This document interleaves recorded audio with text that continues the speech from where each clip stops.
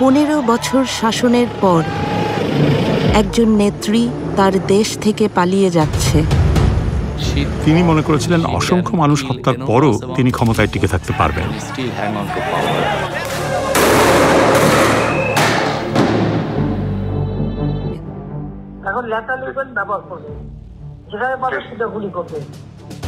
শেখ হাসিনার ক্ষমতায় থাকার লড়াইয়ের শেষ প্রহর। তিনি সেনাপ্রধানকে জিজ্ঞাসা করেছিলেন যে আপনি এই লোকজনদের গুলি করে সরাচ্ছেন না কেন? পুলিশ খুব ভালো কাজ করছে, তারা মানুষ মারছে।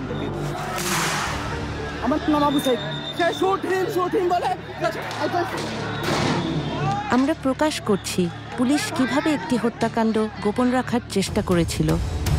পিছন দিয়ে আমার ভাইয়ের লাশ নিয়ে যা পোস্টমর্টম করছে করে আমরা জানি কোনোদিনও বিচার না পাই। আর যে চিকিৎসক মিথ্যা বলতে অস্বীকার করেছিলেন। কিন্তু সাইদ হেড ইনজুরির জন্য মারা যায়নি, পুলিশের গুলিতে যেহেতু মারা গেছে। সহিংসতায় হাজার হাজার পরিবার ছিন্ন ভিন্ন হয়ে গেছে। আমি ঘৃণার বহিঃপ্রকাশ দেখছি। মানুষ আক্ষরিক অর্থেই তাদের ঘৃণা এখানে ঢেলে দিয়েছে। জুলাইয়ের 36 দিন, যে মাস শেষ হবার নয়। এই বাশার হাসিনার যে মসনদ সেটাকে একদম ভেঙে তছনছ করে দিয়ে যে তারা আর কখনো কাউকে হাসিনা হয়ে উঠতে দিবে না।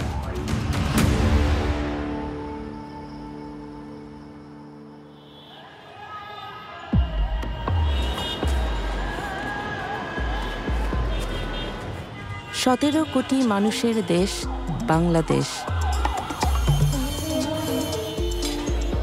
এর 1/3 তরুণ, কিন্তু তাদের কাজের সুযোগ খুবই সীমিত।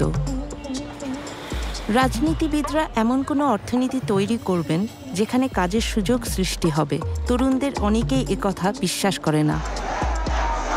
2024-এর জুনে বাংলাদেশের ছাত্ররা সরকারি চাকরিতে মুক্তিযোদ্ধাদের পরিবারের জন্য সংরক্ষিত কোটা ব্যবস্থার অবসান চেয়েছিল।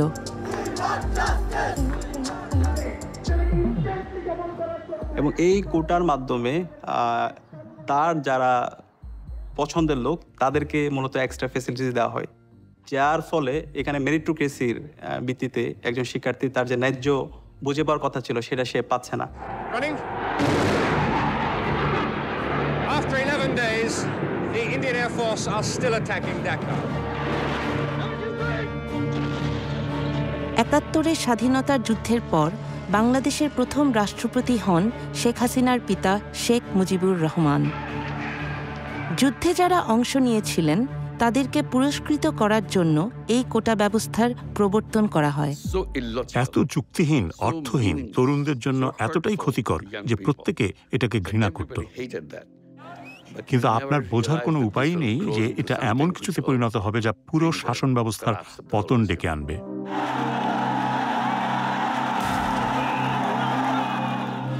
স্বাধীনতা যুদ্ধ এবং সেই যুদ্ধে তার বাবার ভূমিকা হয়ে ওঠে শেখ হাসিনার রাজনীতির মূল বয়ান। তিনি ভাবতেন এই দেশের স্বাধীনতা তার বাবা এনেছে,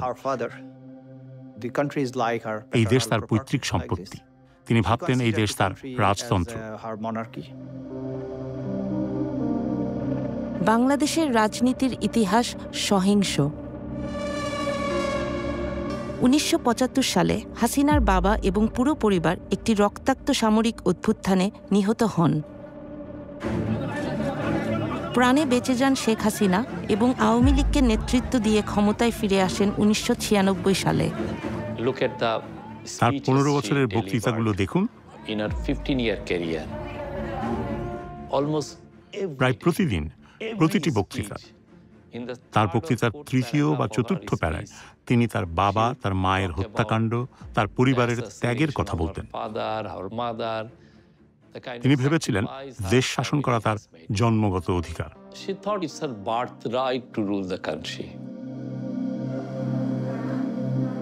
ছাত্রছাত্রীদের বিক্ষোভ যখন তীব্র আকার ধারণ করে তখন শেখ হাসিনা হয়ে ওঠেন আক্রমণাত্মক।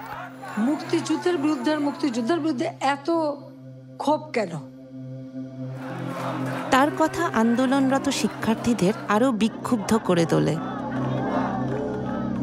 মুক্তিযোদ্ধাদের নাতিপুতিরাও পাবে না, তাহলে কি রাজাকারের নাতিপুতিরা পাবে?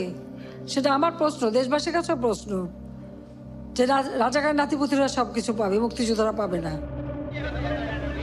মুক্তিযুদ্ধের সময় যারা বাংলাদেশের বিরোধিতা করেছিল তাদেরকে বলা হয় রাজাকার, বিশ্বাসঘাতক।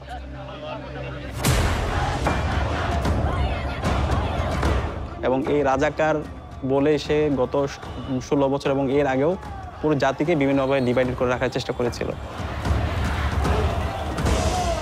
এবং সেদিন আমরা দেখতে পেয়েছি ঢাকা ইউনিভার্সিটির প্রত্যেকটা হল, ছেলেদের হল এবং মেয়েদের হল থেকে মিছিল নিয়ে তারা বের হয়েছিল এবং স্লোগান দিয়েছিল, তুমি কে আমি কে, রাজাকার রাজাকার। শহর জুড়ে বিশ্ববিদ্যালয় শিক্ষার্থীরা রাস্তায় নেমে আসে। শেখ হাসিনার ত্রাসের যুবশক্তি ছাত্রলীগ অস্ত্র হাতে প্রস্তুত ছিল। সেদিন আপনারা দেখতে পেয়েছেন আমাদের বোনদের রক্তাক্ত চেহারা এবং আমাদের অসংখ্য ভাইরা তারা নির্মমভাবে তারা আহত হয়। তখন আমরা আমাদের এই আহত ভাই বোনদেরকে নিয়ে হাসপাতালে গিয়েছিলাম। সেখানেও আমরা যখন এক্স-রে রিপোর্টের জন্য অপেক্ষা করছিলাম আমাদের ভাই বোনদেরকে নিয়ে, সেখানে ছাত্রলীগের সন্ত্রাসীরা এসে, যুবলীগের সন্ত্রাসীরা এসে আমাদের ভাই বোনদের উপর নির্মমভাবে তারা হামলা করে। শেখ হাসিনার ফোন আলাপের এক্সক্লুসিভ রেকর্ড আল জাজিরার ইনভেস্টিগেটিভ ইউনিটের হাতে এসেছে, যা তার নিজস্ব গোয়েন্দা সংস্থাই রেকর্ড করেছিল। ডিজিটাল ফরেনসিক অ্যানালাইসিসের মাধ্যমে সকল ফোন রেকর্ড যাচাই করা হয়েছে। এই ফোন আলাপে ছাত্রদের উপর নৃশংস হামলার 48 ঘন্টা পর শেখ হাসিনা ছাত্রলীগ নেতাদের সাথে কথা বলেন।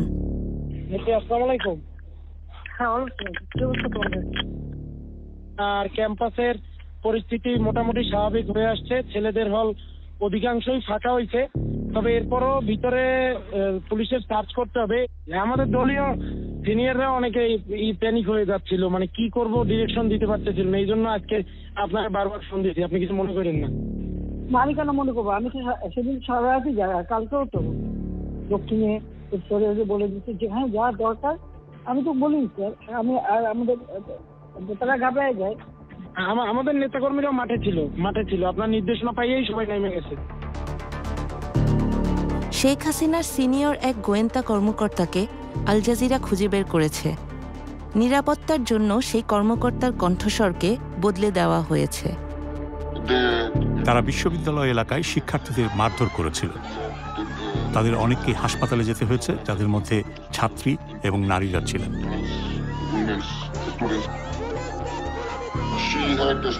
দলের উপর তার কঠিন নিয়ন্ত্রণ ছিল। ছাত্রলীগ এবং আমি বলবো দেশের প্রতিটি সেক্টরে সবকিছুর উপর তার একচ্ছত্র নিয়ন্ত্রণ ছিল। পর্যদুস্ত প্রধানমন্ত্রী বিশ্বাস করতেন এই বিক্ষোভের পেছনে বিএনপি এবং জামাতে ইসলামীর হাত রয়েছে।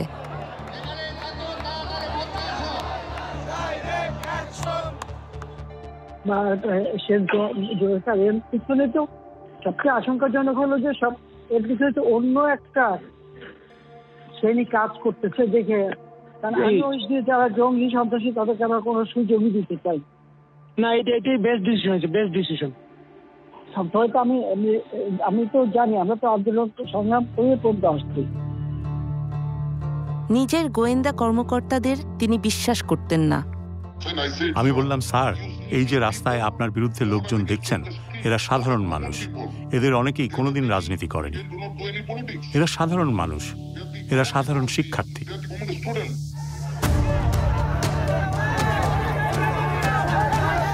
ঢাকা থেকে 300 কিলোমিটার দূরে রংপুর এক ছাত্র সাংবাদিক একটি বিক্ষোভের সরাসরি প্রতিবেদন করতে যাচ্ছিলেন, যা অভ্যুত্থানের গতিপথই বদলে দেবে। তো সেদিন আমরা যখন ক্যাম্পাসের প্রথম গেটে আসি, আমাদের উদ্দেশ্য ছিল সাংবাদিকতার যে প্রফেশনাল জায়গা থেকে নিউজের উদ্দেশ্যে আমরা বের হই। ঠিক তখনই আমরা দেখি হচ্ছে পুলিশ এবং শিক্ষার্থীদের মুখোমুখি অবস্থান।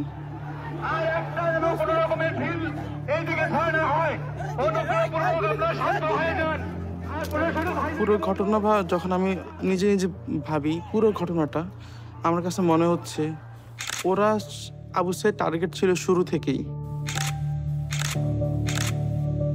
মেধাবী ছাত্র আবু সাঈদ হতে যাচ্ছেন আন্দোলনের একটি গুরুত্বপূর্ণ চরিত্র।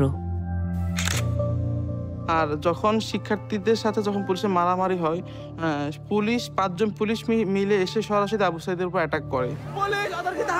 যখন আমি দেখি আবু সাইদের উপর অ্যাটাক শুরু করে 5 জন পুলিশ লাঠি দিয়ে, তার মাথায় পুলিশ যখন তাকে মারতেছিল, এতটা পুলিশ একসাথে মারতেছিল, আবু সাইদ তখনও তার পুলিশকে একটা কথা বলেন, তখনও ঠিক তাকে মানে তার মুখ থেকে এটাও আসেনি যে আমাকে সেভ করেন। একজন শিক্ষার্থীকে মাথা ফেটে যাচ্ছে, মাথা থেকে রক্ত বের হচ্ছে। আপনার নাম কি? আমার নাম আবু সাইদ, আমি ইংলিশ ডিপার্টমেন্ট 12 ব্যাচের স্টুডেন্ট। 12 ব্যাচের এক শিক্ষার্থীকে পুলিশ অতর্কিত হামলা করে তার মাথা ফাটিয়ে দিয়েছে। সে শুট হিম বলে চিৎকার করছে। ছাত্র সাংবাদিক ভিডিও গ্রহণ করছিলেন এবং বর্ণনা করছিলেন কি ঘটছে। যখন শিক্ষার্থীরা 1 নম্বর গেটে চলে আসে, সেই মুহূর্তে পুলিশ শিক্ষার্থীদের বাধার মুখে পড়ে ক্যাম্পাসের ভেতরে চলে যায়। গুলি করতে প্রিপারেশন নিচ্ছিল, তার পাশে যিনি ইনস্ট্রাকশন দিচ্ছিল উনি যখন এটা বুঝতে পারে, তখন উনি গুলি করার জন্য ওনাকে নিষেধ করে।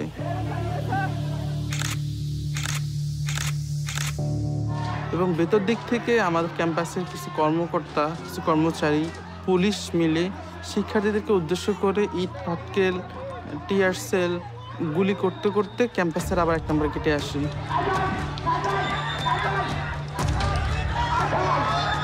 ঠিক সেই মুহূর্তে যখন শিক্ষার্থীরা চলে যাচ্ছিল পুলিশের বাধার মুখে পড়ে, আবু সাইদ তাদেরকে ক্যাম্পাসের 1 নম্বর গেটে অবস্থান নেওয়ার জন্য, ইন্সপায়ার করার জন্য সে শুট মি বলে নিজের বুকটাকে ঠিক তখন পেতে দেয়। প্রথম গুলিটা লাগে তার পেটে। যখন সে তার পেটে লাগে, সে বুঝতে পারে তার পেটে কিছুটা লাগছে। ঠিক সেই মুহূর্তে একজন পুলিশ ঠিক তার খুব কাছে এসে ঠিক তার বুক বরাবর গুলি করে।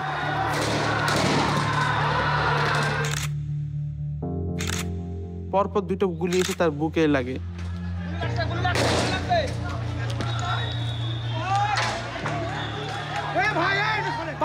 শিক্ষার্থী গুলিবিদ্ধ হয়ে লুটিয়ে পড়েছে, ওকে ধরার জন্য কেউ আসছে না। সাধারণ শিক্ষার্থীরা দ্রুত এগিয়ে আসেন। ঠিক সেই মুহূর্তে পুলিশ যে 4 জন 5 জন আমরা ছিলাম, আমরা আবু সাইদ ভাইকে নিয়ে যাওয়ার জন্য নিয়ে যাচ্ছিলাম। ঠিক আমরা যাতে আবু সাইদ ভাইকে না নিয়ে যেতে পারি, যাতে সেখানেই মারা যায়, পুলিশের উদ্দেশ্যটা ছিল ঠিক এরকম। তাদের এরকম একটা ক্রিয়েট করছিল তার পরিবেশটা। ঠিক তারা সেই উদ্দেশ্যে আবার আমাদেরকে গুলি করে।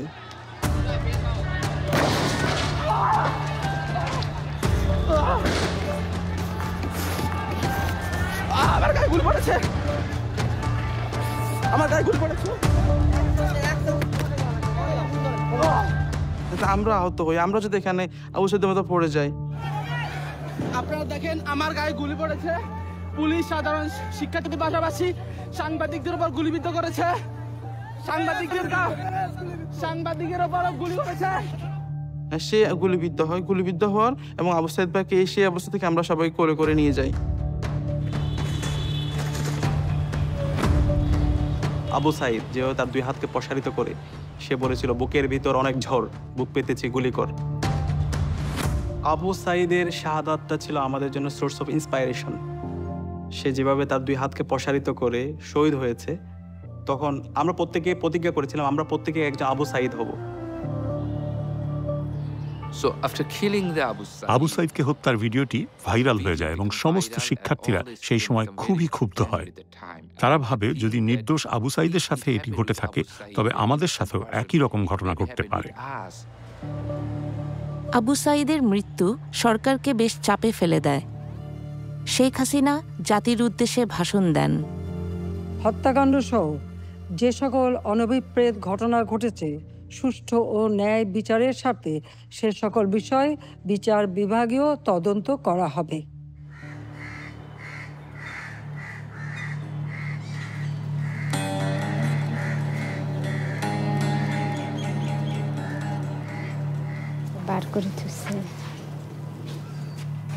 আবু সাইদের পরিবার গণভবনে এসেছেন, যা প্রধানমন্ত্রীর বাসস্থান।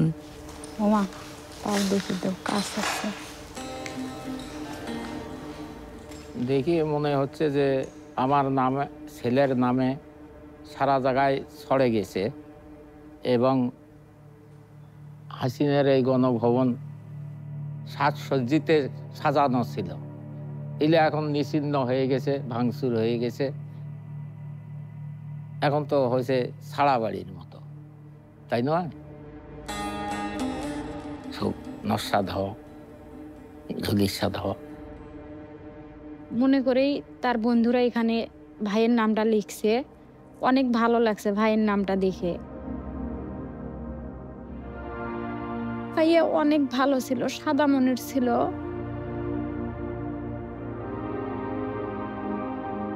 পিছন দিয়ে আমার ভাইয়ের লাশ নিয়ে যা পোস্টমর্টম করছে।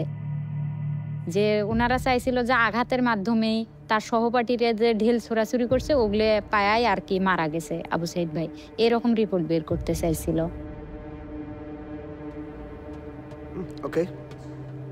আবু সাইদ যেদিন নিহত হন সেদিন হাসপাতালে কর্তব্যরত ছিলেন ডাক্তার ইসলাম।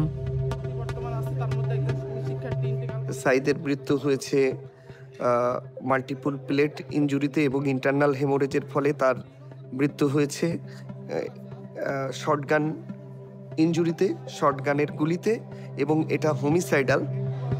এটাই যদি ডাক্তারের চূড়ান্ত সিদ্ধান্ত হতো তাহলে শেখ হাসিনার সরকারের জন্য অত্যন্ত ক্ষতিকর হতো। আমার মনে হয়েছিল যে পুলিশ আসলেই ব্যাপারটা সিরিয়াসভাবে রিয়েলাইজ করেছে, যেহেতু এটা এক্সট্রা জুডিশিয়াল কিলিং ছিল।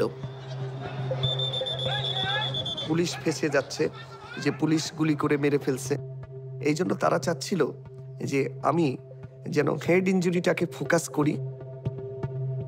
আল জাজিরার হাতে আসা গোপন কল রেকর্ডিং থেকে জানা যায় যে হাসিনার সবচেয়ে বিশ্বস্ত মিত্র সালমান এফ রহমান পুলিশ প্রধানকে ফোন দিয়েছেন। হ্যালো, আচ্ছা মামুন, ওই যে রংপুরে যে আবু সাইদ যে মারা গেল, ওর পোস্টমর্টম হয়েছে? রিপোর্ট পাইছেন আপনারা? এখনো পাইনি। চিকিৎসক ইসলামকে প্রচুর চাপের সম্মুখীন হতে হচ্ছিল। সাইদের গুলিবিদ্ধ হওয়ার পর থেকেই 3টার পর থেকে পুলিশ আমার সাথে যোগাযোগ করে এবং আমার কাছেও অনেক দিক দিয়ে ফোন আসছিল যে অটোপসি হচ্ছে কিনা, হবে কিনা। এখনো পান নাই কেন? এত সময় লাগে কেন? এটা আমাদেরকে দেয় নাই স্যার, এবং আমাদের সাথে তো ওরা লুকোচুরি খেলে। এবং পুলিশের ঊর্ধ্বতন কর্মকর্তারা 4:30 5টার পর থেকে আমার সাথে কথা বলতে শুরু করে এবং তারা এটা খুব গুরুত্বের সাথে করে, যেহেতু লাইভ প্রোগ্রামে গুলি হয়েছে সারা বিশ্ব, এবং তারা আমাকে বলে যে দ্রুত পোস্টমর্টমটা করে দিয়ে যেন আমি লাশটা ডিসপাস করে দিই, এবং এটাও বলে যে সাইদের মাথায় কিন্তু আঘাত হয়েছে, এটাকে আপনি ফোকাস করবেন বেশি। বডি পোস্টমর্টম করা হয়েছে? তো করা হয়েছে। তো রংপুর মেডিকেল করেছে, আমাদেরকে পোস্টমর্টম রিপোর্ট দিতে সময় লাগবে কেন? যদি করে থাকে লুকিচুরি কে খেলতেছে? রংপুর মেডিকেল? রংপুর মেডিকেল রিপোর্টে আসলে রিপোর্ট আমাকে 5 বার লিখতে হয়েছে। রিপোর্ট আমি প্রতিবার রিপোর্ট লিখি, জমা দিতে যাই, পুলিশের মনোপুত হয় না। শেখ হাসিনার গোয়েন্দা সংস্থার প্রধানরাও মেডিকেল রিপোর্টটি সংগ্রহ করার চেষ্টা করছিলেন। প্রধানমন্ত্রী আমাকে বললেন যে আবু সাইদ গুলিতে মারা যাননি। আমি ডাক্তারদের কাছ থেকে রিপোর্টটা পাচ্ছিলাম না। আমি চেষ্টা করেছি রিপোর্টটা নিতে, কিন্তু ডাক্তাররা রিপোর্টটা লিখতে অনাগ্রহী ছিলেন। আমরা বললাম কি হয়েছে, এটাও আমাদের সাথে বলতে অনেক সময় আসে না যে স্যার যে একটা কিছু হইলে এরপরে আমাদেরকে, আমরা তো কিছু হইলে বলি যে এই ডাইমেনশনে যাচ্ছে, আমরা এইভাবে প্রস্তুত আছি, এরকম তো কিছু আছে, ওরা আমাদের সাথে কোনো কথাই বলে। আচ্ছা দেখি, আমি দেখি।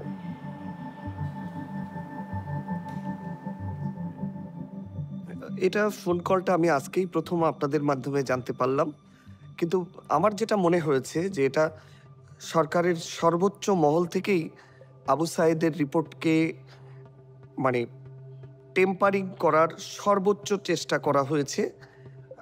মানে আমাকে আসলে অফার করা হয়েছিল যে তোমার 2 সপ্তাহ ছুটি দিয়ে দিচ্ছি, তুমি আমাদের মনোমতো রিপোর্টটা দাও, থাইল্যান্ডে ট্যুর করো, ফ্যামিলি নিয়ে কক্সবাজারে 7 দিন থেকে আসো, কিন্তু আমি সবগুলোই রিফিউজ করছি। হাসিনার ঘনিষ্ঠরা ফোনে নিজেদের মধ্যে কি কথা বলছে এটা গোপনে রেকর্ড করতেন মেজর জেনারেল জিয়াউল আহসান। হাসিনার গোপনতম ঘটনাসমূহ তিনি জানতেন।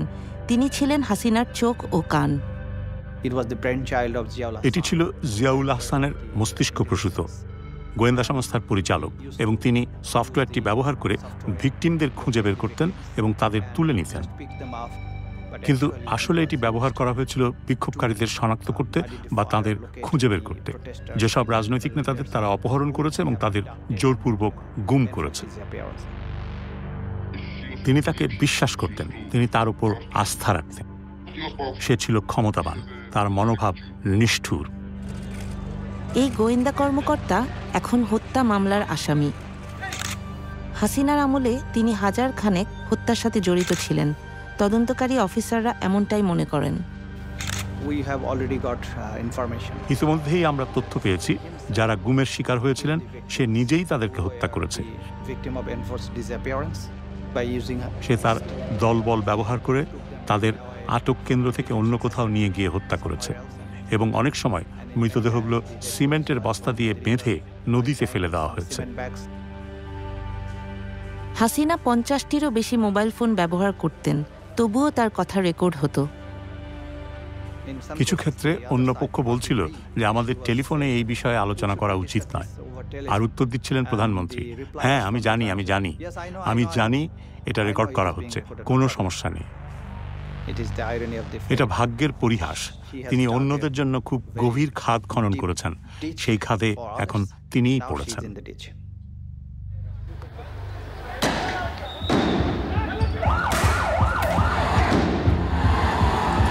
এরই মধ্যে রক্তক্ষয়ী লড়াই শুরু হয়ে গেছে। শত শত তরুণ বিক্ষোভকারীকে গুলি করে হত্যা করা হয়েছে, আহত হয়েছে হাজার হাজার মানুষ। চেস্টে বুলেট ইঞ্জুরি পাইছি, আমরা ফেসে বুলেট ইঞ্জুরি পাইছি, বুলেট ইঞ্জুরি পেশেন্টগুলো খুব বেশি পাইছে, এবং চাপাতি দিয়ে যে আঘাত করাটা বলে, যে নাইফ দিয়ে ছুরি দিয়ে আঘাত করে স্ট্যাব ইঞ্জুরি যেগুলো, এগুলো আমরা অনেক বেশি পেশেন্ট পাইছি শেষের দিকে এসে। ছাত্ররা আর চাকরির জন্য বিক্ষোভ করছিল না, তারা হত্যার বিচার চাইছিল। তারা আর কোনো হাসিনার গুলি অথবা কোনো তার ল এনফোর্সমেন্ট এজেন্সির যে হচ্ছে গুলি, এগুলোকে কোনো কিছুকে তারা তোয়াক্কা করছে না। তারা হাসিনার পতনের দাবিতে তারা সামনের দিকে এগিয়ে যাচ্ছিল। আত্মবিশ্বাস ছিল আমরাই এক্ষুনি হাসিনার পতন নিশ্চিত করব।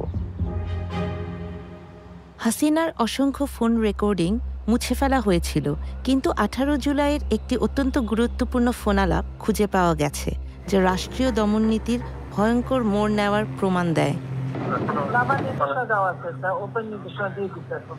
এখন লেখা লিখবেন, ব্যবহার করবে, যেখানে পাবে সেটা গুলি করবে, ওটা বলা হচ্ছে। এখন আমি এতদিন বাধা দিয়ে রাখছিলাম, ওই যে স্টুডেন্টরা ছিল ওদের সত্যি কথা চিন্তা করে। এই ফোনটি তিনি করেছিলেন তার নিকট আত্মীয় ঢাকা দক্ষিণের শক্তিশালী মেয়র ফজলে নূর তাপসের কাছে।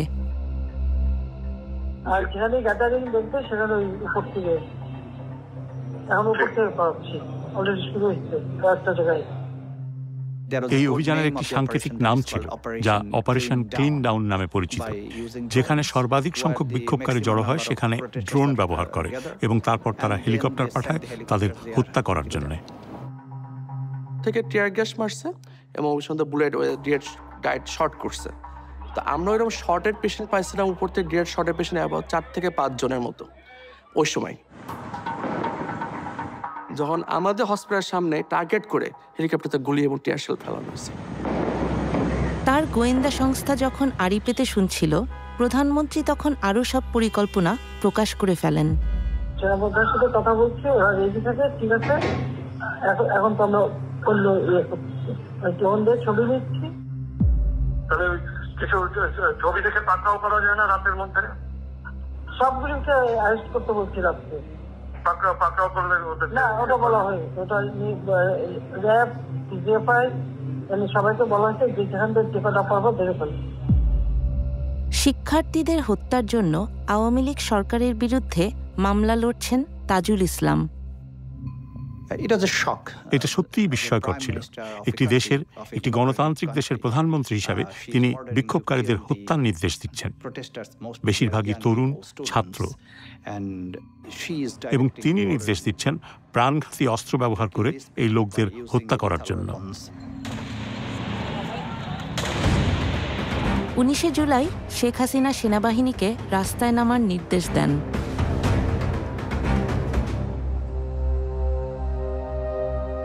সে ছিল খুব লম্বা এবং সুদর্শন। যখন সে তার বন্ধুদের সাথে থাকত তখন তাকে সবসময় মনে হতো সে যেন নিজেই একটা মিনার। এসব নৃশংসতা 19 বছর বয়সী মাহমুদুরকে দারুণভাবে প্রভাবিত করে।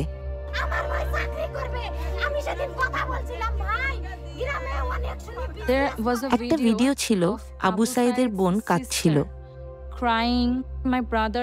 আমার ভাই সেটা ফেসবুকে শেয়ার করে এবং সে বলছিল, আমার মনে হচ্ছে এটা আমার বোন, তাই আমি এটা নিতে পারছি না। আমরা তাকে বাইরে যেতে দিচ্ছিলাম না। সে একদিনে গিয়েছিল এবং সেটাই ছিল তার জীবনের শেষ দিন। সেদিন ছিল জুলাইয়ের 19 তারিখ। বাসা থেকে সে বের হয় 3:10-এ। 3:26-এ সে আমাকে ফোন করে। আমি তাকে বকাবকি করছিলাম আর আমি তার সাথে চিৎকার করছিলাম, তোমাকে বাড়ি ফিরে আসতে হবে। সে বলল, আচ্ছা আমি আসছি।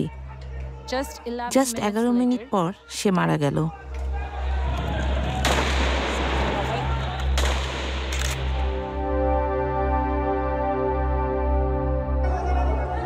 মাহমুদুরের মরদেহ নিকটস্থ হাসপাতালে নেওয়া হয়। আরো 5টা লাশের সাথে আমার ভাইটা ছিল। এ যেন স্ট্রেচারে রক্তের সাগর। আমার মনে হচ্ছিল একটা দুঃস্বপ্ন দেখছি। এটা সত্যি হতে পারে না। আমি কোথায়? এটা কি কোনো যুদ্ধ হচ্ছে? সে আমাদের পরিবারের রত্ন ছিল, আমাদের একমাত্র স্বপ্ন, একমাত্র দামি জিনিস। আসলে সে আমাদের পরিবারের ভবিষ্যৎ ছিল। বিক্ষোভ যখন তীব্র আকার ধারণ করছিল, শেখ হাসিনা দেশের ব্যবসায়ী ও শীর্ষ রাজনীতিবিদদের সাথে দেখা করেন। তিনি ছিলেন একরোখা। ডিজিটাল বাংলাদেশ তো আমারই করে দেওয়া। আজকে সেই ডাটা সেন্টার থেকে শুরু করে সব কিছু পুড়িয়ে দেওয়া হয়েছে, সাবমেরিন কেবলটা পর্যন্ত নষ্ট করা হয়েছে। আজকে কারফিউ দিতে আমরা বাধ্য হয়েছি মানুষের জানমাল রক্ষা করার জন্য। ইন্টারনেট সংযোগ বিচ্ছিন্ন হবার কারণে তিনি বিক্ষোভকারীদের দোষারোপ করেছিলেন। হঠাৎ করে ইন্টারনেট ব্ল্যাকআউট, এর আগে আমরা সহজেই অনলাইন ইন্টারনেটের মাধ্যমে সবার সাথে যোগাযোগ করতে পারছিলাম। এই মুহূর্তের মধ্যে আমরা একটা অফলাইন নেটওয়ার্ক তৈরি করেছিলাম। আমরা কিছু এক্সট্রা ডিভাইস কিনে রেখেছিলাম এবং কিছু এক্সট্রা সিম, এবং আমরা যখন মিছিল করছিলাম সেই সময় হেলিকপ্টার থেকে হাসিনা এবং তার যে ল এনফোর্সমেন্ট এজেন্সি তারা আমাদের উপর গুলি করছিল। তো এই সময়ে একই সাথে মাঠের আন্দোলন সমন্বয় করা এবং পরবর্তী দিনের কর্মসূচি প্রণয়ন করা, সেটা ছিল আমাদের সবচেয়ে গুরুত্বপূর্ণ কাজ।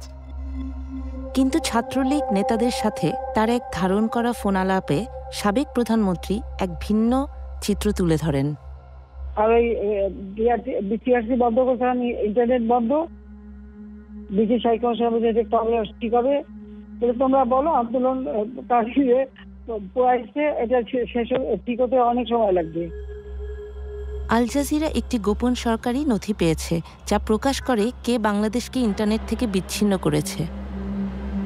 জুলাইয়ের 15 তারিখে বাংলাদেশের টেলিযোগাযোগ কর্তৃপক্ষ ঢাকার বিভিন্ন বিশ্ববিদ্যালয় এলাকায় ইন্টারনেট সংযোগ বন্ধ করে দেয়।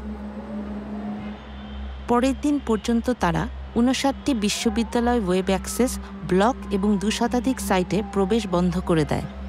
18 জুলাই থেকে শেখ হাসিনার গোপন পর্যবেক্ষণ ইউনিট এনটিএমসি সমগ্র ওয়েব অ্যাক্সেসের উপর নিয়ন্ত্রণ নিয়ে ফেলে। পরের কয়েক সপ্তাহ ধরে তারা একের পর এক সোশ্যাল মিডিয়া সাইট বন্ধ করে দেয়। কিন্তু সহিংসতার ভিডিও তখনও বাইরের বিশ্বে পৌঁছাতে পারছিল। শেখ হাসিনার একটি পরিকল্পনা ছিল। শেখ হাসিনা ঢাকা উত্তর সিটি কর্পোরেশনের মেয়র আতিকুল ইসলামের সাথে কথা বলছিলেন। তিনি এমন প্রচারণা চাইছিলেন যাতে বোঝানো যায় সহিংসতার আসল ভুক্তভোগী হলো তার সমর্থকরাই। আপনার কাছে আছে আপা? আচ্ছা, তাহলে আপনি একটু, তাহলে আমি আপনার কাছে আমি ইয়া করে দেন আপা, আমি সব পাঠিয়ে দিচ্ছি আপা। আমাদের C40 হোল ওয়ার্ল্ডের মেয়রদের ফোরাম সাদেক খানের নেতৃত্বে, ওরাও বলছে কি করতে পারি বলো। আমি সাদেক খান তো আমার সাথে ক্লোজ ফ্রেন্ড, লন্ডনের মেয়র। কথা বলো, ওর সাথে কথা বলো। এইসবই সবকে আবার ওখানে পাঠানো আছে, মানে সব অ্যাম্বাসাডারদের কাছে মোটামুটি দেওয়া আছে। না, এটা ভালো বলছেন আপা, আমাদের গ্রুপে আছে আপা, আপনি তো পাঠাচ্ছেন, আমি মেয়রদের কাছে পাঠিয়ে দিলেন না। কিন্তু দৈনিক ছাত্র হত্যার তথ্যসমূহ কিছুতেই ধামাচাপা দেয়া যায়নি।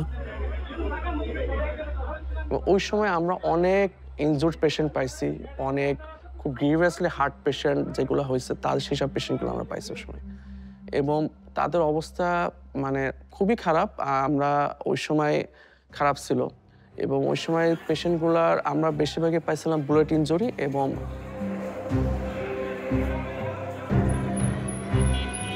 মৃতের সংখ্যা বাড়ার সাথে সাথে মানুষের ক্ষোভও বাড়ছিল। সরকার ক্রমেই জনসমর্থন হারাচ্ছিল।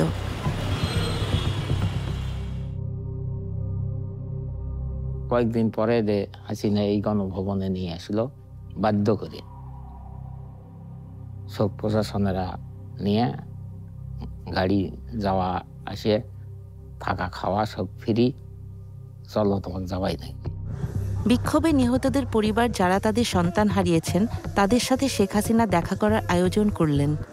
বুঝি নাই, মূর্খ মানুষ তো। বুঝি নাই কি, বাধ্য করে আনছে তো, না আসলে হয়তো অন্য অত্যাচার করলেই হয়। না, আমরা ওই জায়গায় বসেছিলাম, মানে জায়গাটা ছিল ওই জায়গায়, আমাদেরকে সামনে বসতে দিছিল। তো তখন শেখ হাসিনা আসিয়ে মানে একটা লিস্ট করা ছিল শহীদ ফ্যামিলির, তো ফার্স্টে আমাদের নাম ছিল। তো আমরা ওখানে ছিলাম, আমরা দাঁড়াইছিলাম, তো শেখ হাসিনা আমাদের কাছে আসছিল।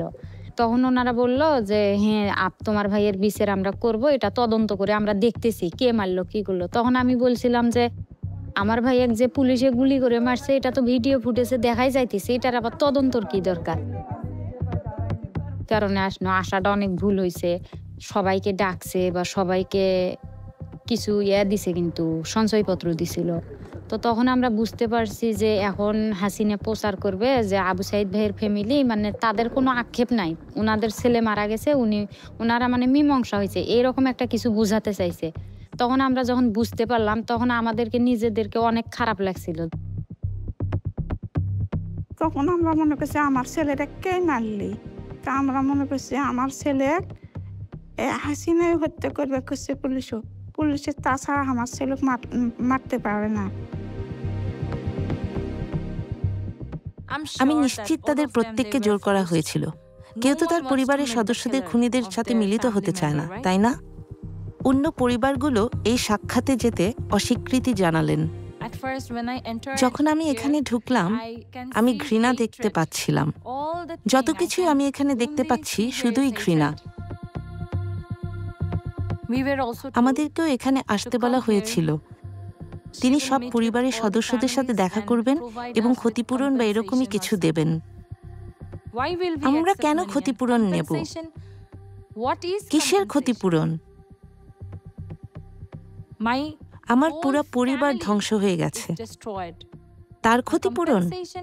আপনি কি পারবেন আমার মায়ের প্রতিদিনের কান্নার ক্ষতিপূরণ দিতে?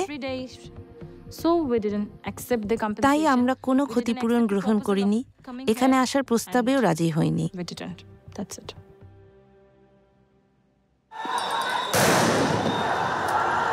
হাসিনার বাসস্থানের বাইরে সহিংসতা ধীরে ধীরে নিয়ন্ত্রণের বাইরে চলে যাচ্ছিল।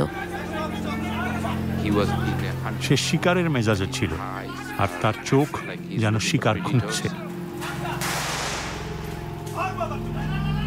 আর সে কিছু বন্য প্রাণী মারতে চায়, কিন্তু সে আসলে নিজের দেশের মানুষদের মারছিল।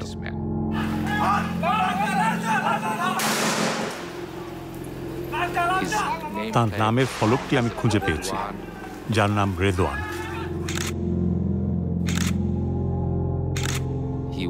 সে ছিল স্পেশাল সিকিউরিটি ফোর্সের সদস্য। সে শেখ হাসিনার জন্য কাজ করত। সে কিভাবে গুলি করতে পারে নিজের দেশের লোককে? তার কাছে AK রাইফেল ছিল এবং সে ছাত্রদের লক্ষ্য করে গুলি চালাচ্ছে। আমি তাকে জিজ্ঞাসা করেছিলাম, এটা কি ধরনের রাইফেল? এটা কি অ্যাসল্ট রাইফেল? এটা কি প্রাণঘাতী? তিনি হ্যাঁ বলেছিলেন। তদন্ত সংস্থা তার সাক্ষাৎকার নিয়েছে, জিজ্ঞাসাবাদ করেছে এবং সে বলে, আমি কিছু লোকের সাথে কথা বলেছি।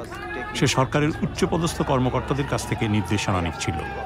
সে একটি উদাহরণ স্থাপন করার চেষ্টা করছিল এবং দেখানোর চেষ্টা করছিল যে সে শেখ হাসিনার প্রতি কতটা অনুগত। সেদিন তখনও পর্যন্ত আমরা জানতে পেরেছিলাম যে প্রায় 20 জনেরও বেশি লোককে হত্যা করা হয়েছে।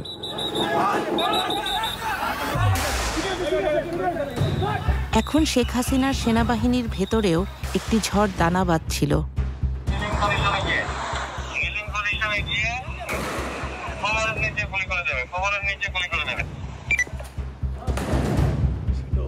ঢাকার পুলিশ কর্মকর্তাদের কাছে পাঠানো পুলিশ কমিশনার হাবিবুর রহমানের একটি রেডিও বার্তা আল জাজিরা সংগ্রহ করেছে।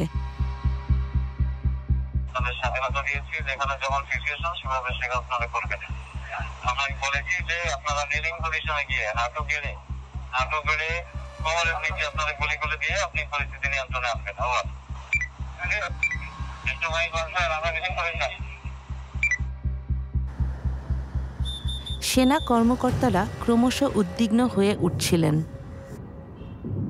আর না, যথেষ্ট হয়েছে। আমরা একমত হই যে আমরা কোনো গুলিবর্ষণ করব না। সেনাবাহিনীতে কর্মরত এক সেনা কর্মকর্তা আল জাজিরার সাথে কথা বলতে রাজি হন। আমরা তার কণ্ঠস্বরটি বদলে দিয়েছি। যদি গুলির নির্দেশ আসে, আমরা বিট্রে করব, আদেশ অমান্য করব। সেনাবাহিনীর প্রধান জেনারেল ওয়াকারুজ্জামান, যাকে মাত্র কয়েক সপ্তাহ আগে শেখ হাসিনা পদোন্নতি দিয়েছিলেন, তিনি নিজেই সম্ভাব্য বিদ্রোহের মুখোমুখি হয়েছিলেন। তিনি সব অফিসারদের ডাকেন মূলত তাদের মনোভাব বোঝার জন্য। সব অফিসার সেই কনফারেন্সে যোগ দেন। সেনাবাহিনীর তরুণ অফিসাররা তাদের কমান্ডারদের প্রশ্নবিদ্ধ করতে থাকেন। তারা ভীষণ রাগান্বিত ছিলেন। 3রা আগস্ট আমরা প্রশ্ন তৈরি করেছিলাম, অস্ত্র ও গোলাবারুদ এই মানুষদের, আমার জনগণের, আমরা কেন এটি আমাদের জনগণের বিরুদ্ধে ব্যবহার করব? আমরা কেন নিরীহ মানুষকে গুলি করব? আমরা তো জানি না কে আমাদের শত্রু বা মিত্র। তিনি বেশ উদ্বিগ্ন ছিলেন, তিনি উত্তেজিত, আবেগপ্রবণ ছিলেন, তিনি ঠিকমতো বসতেও পারছিলেন না। কতজন? তিনি বেশ নার্ভাস ছিলেন। আমি তাদেরকে বললাম, পরিমিত শক্তি প্রয়োগ করো, জনতাকে গুলি করো না। আমরা মনে করি না যে এটা করা উচিত, কারণ নিরীহ বেসামরিক মানুষ, শিক্ষার্থীরা তো বিক্ষোভ করছিল কোনো একটা কারণে, আর পুলিশ তাদের উপর গুলি চালিয়েছিল। এটা খুবই খুবই উদ্বেগজনক ছিল, খুবই উদ্বেগজনক।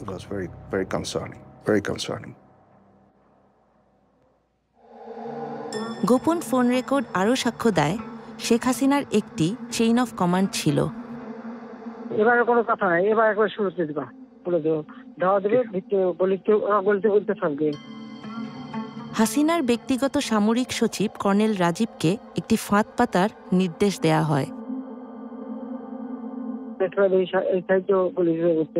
জমা হয় সব তো এখন শুধু ওই অল্প জমা থাকতে করতে হবে, তাহলে ওনারা আসবে না। ঠিক আছে স্যার। 3 তারিখে তিনি আবারও পদত্যাগের কথা বললেন। মানুষ মরছে, মানুষ খুন হচ্ছে। তিনি জানতেন যে তাকে ক্ষমতায় থাকতেই হবে, যাই হোক না কেন। তাই 4র্থ দিনটিও ছিল খুবই নৃশংস একটি দিন। এদিকে তারা চেষ্টা করছিল মিছিল নিয়ে গণভবনে যেতে, কিন্তু মিছিলকারীরা আগাতে পারছিল না, কেননা পুলিশ সমানে গুলি করে হত্যাযজ্ঞ চালাচ্ছিল।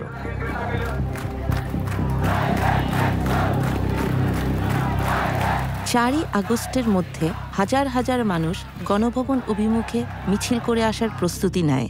হাসিনা তার নিরাপত্তা প্রধানদের সাথে সর্বশেষ বৈঠকটি করেন। তিনি সেনাবাহিনী প্রধানকে বলছিলেন, কেন আপনি গুলি করে সব মানুষকে সরিয়ে দিচ্ছেন না? পুলিশ খুব ভালো কাজ করছে, তারা মানুষদের হত্যা করছে। আপনার উচিত হত্যা করে হলেও আমাকে ক্ষমতায় রাখার চেষ্টা করা।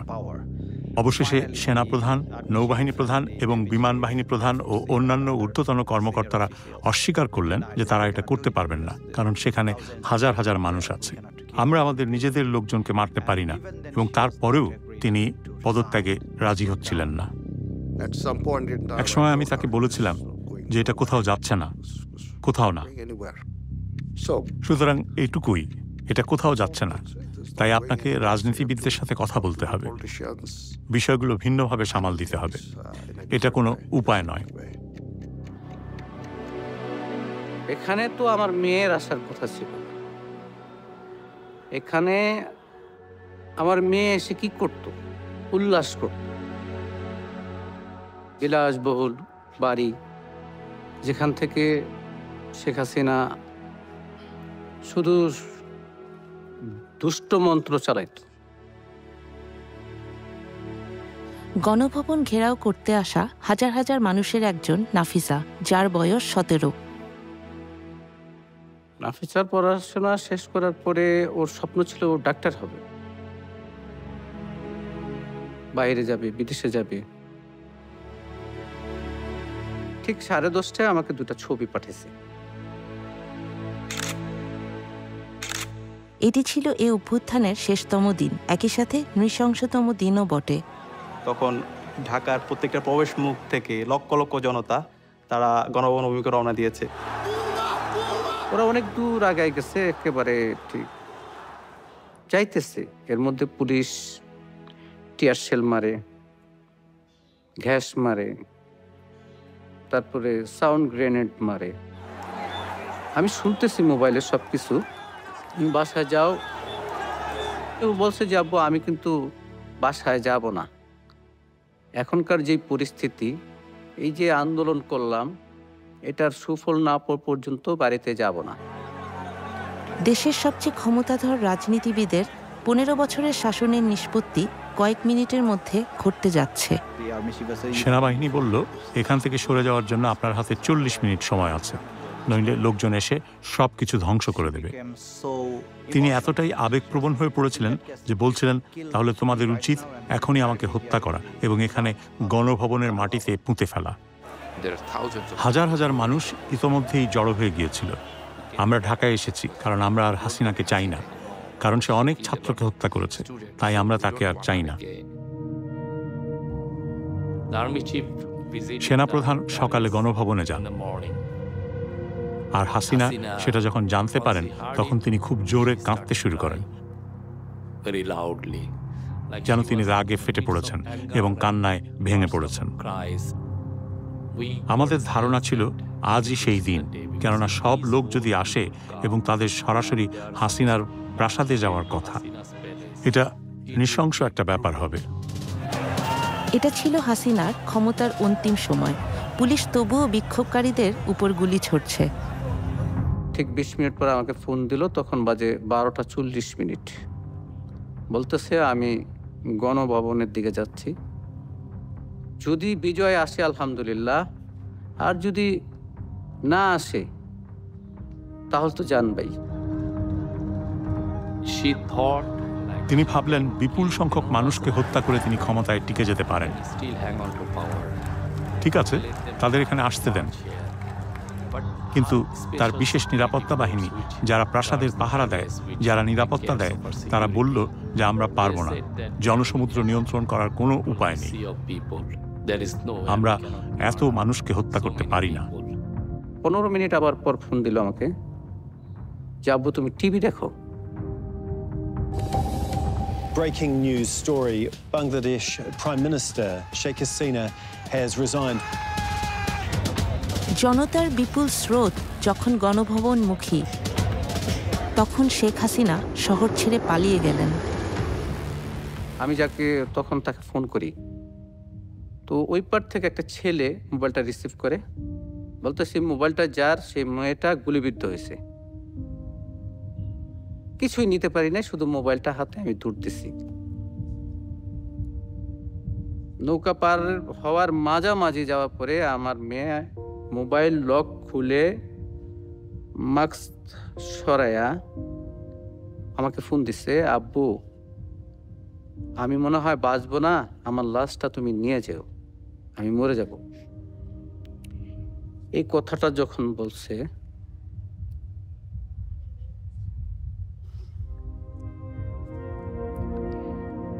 তখন আর নিজেকে ধরে রাখতে পারি নাই।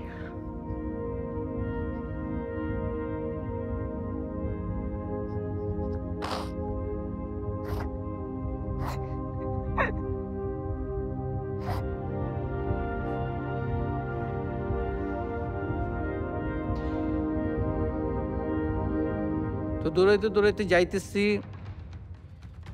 আসলে যখন গেছি তখন নাফিসার মামা ফোন দিয়া বলতেছে যে ভাই আপনার মেয়ে আর নাই।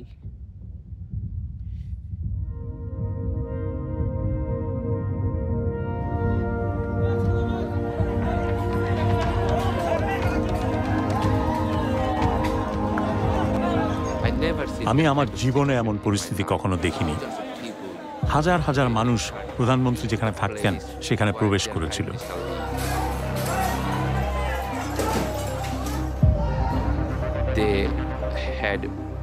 তার উপর তাদের প্রচন্ড রাগ ছিল।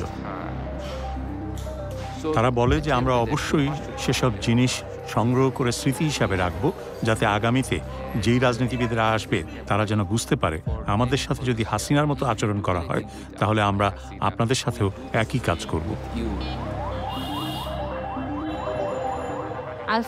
আমি ন্যায় বিচারের জন্য লড়াই করব, শেষ নিঃশ্বাস পর্যন্ত লড়াই করব। আমি জানি না আমি ন্যায় বিচার পাবো কিনা। আজকে যদি আমার জায়গায় আমার ভাই থাকতো, সেও এটা ছেড়ে দিত না। তাহলে আমি তাকে কি জবাব দেব? তাহলে আমি তাকে এতটুকু বলতে পারবো যে আমি ন্যায় বিচারের জন্য লড়াই করেছি। দেশটা স্বাধীন না হওয়া পর্যন্ত তোরা ছাড়ি দেন না, সেই ছাত্ররা দেশটা স্বাধীনই করছে। স্বাধীন করার সূত্রটা তো আমার ছেলের কাছ থেকে। এখন আমাদের চাওয়া হইতেছে পরবর্তী যে সরকার আসবে উনি যেন মানে ন্যায় নিষ্ঠার সঙ্গে থাকে, কোনো স্বৈরাচার সরকার যেন আর গঠন হইতে না পারে, কোনো ন্যায্য অধিকারের জন্য কোনো মা বাবার বুক খালি না হোক, কোনো বোনের ভাই না হারাক। আমি এটা বাংলাদেশের যারা পরবর্তী গভর্নমেন্ট আসবে যেন এই দেশটা পরিষ্কার পরিচ্ছন্ন থাকে, শান্তিপ্রিয় থাকে, এবং যারা এই দেশের জন্য, এই মাটির জন্য যুদ্ধ করছে, শহীদ হয়েছে, আহত হয়েছে, তাদের